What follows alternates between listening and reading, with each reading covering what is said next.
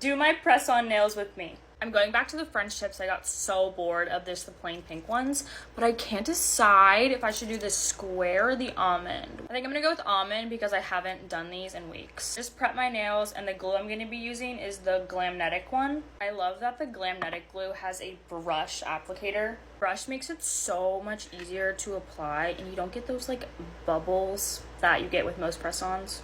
No bubbles.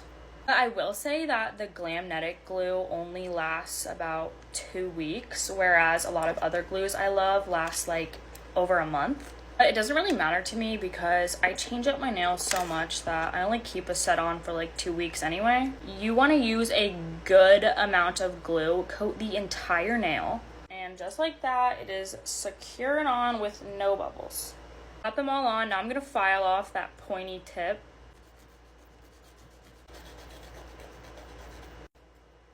Here they are filed. You can either leave them matte like this or add on a top coat. I always like to go in with the top coat. I feel like it makes it look like they were done in a salon. Here's it with the top coat and then without it.